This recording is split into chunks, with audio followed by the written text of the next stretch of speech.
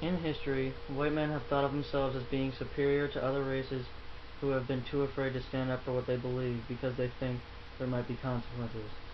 Race riots, events that were occurring all over the country, exemplified the hatred that African Americans felt against whites. The Miami race riots left a mark on my father, Allen Emerson, because he was concerned, amazed, and terrified when he witnessed the destruction of the Miami race riots in 1980. The Miami riots circulated primarily around one case between whites and African Americans. Arthur McDuffie was an African American man in his 30s. His case involved him, Arthur McDuffie, who was caught speeding on his motorcycle on the highway by a white policeman. When he realized that the policeman needed to pull him over, he immediately started to run from him on his motorcycle. In the end, McDuffie found himself surrounded by 12 white police officers. Ultimately, they, quote, cracked his skull like an egg, unquote. Arthur McDuffie died from the head wounds given to him by the officer. For the African Americans in the Miami-Dade community, this was their last straw. They decided to join together and riot against the other white officers and the government. These riots were the first riots in the United States after the Civil Rights Movement. The Arthur McDuffie riot was, quote, the worst single-city outburst of racial violence since 1967, unquote. The riots included the burning of cars and buildings and the looting of pawn shops and markets. In the two-day-long riot, there were 200 fires started, about 100 cars burned, 450 people arrested, 11 African Americans killed, and 8 whites killed. In response, 4,000 National Guard soldiers were sent to patrol the city and to make sure no further violence erupted.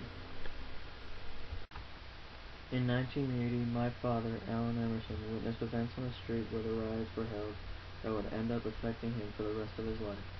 He said, quote, the most concerning part of the riot was the destruction caused by the rioters because the city I lived in would never be the same. Driving my car through Miami, I witnessed buildings being destroyed and reduced to rubble, cars being set on fire, African American men going after white men, and African Americans going after other African Americans. I was on my way to school, and I needed to drive through Miami, witnessing both the destruction during the riots and the aftermath. I started to go through a street, but needed to turn around because there was a riot going on in the street. End quote. He was just an ordinary man on his way to school, just like any other day. He was amazed how all this devastation was going on, and he could do nothing about it. He knew there was racial and economic tension, but not the kind that would result in tragic devastation. The street that he drove on every day to school was destroyed, and he was reminded of it every day. Allen was afraid he was going to be a victim of a harsh beating. He was financially successful at the time and drove a relatively nice car. He thought he would possibly be mistaken for a businessman and maybe beaten. My father witnessed some very gruesome events, but he said that they ended up helping the good change opposed to the bad at the time. The race riots helped to make a change in the search for equality by the African Americans. He also said he was astonished that in 30 years the nation would make such a change to be able to elect their first African American president in Barack Obama.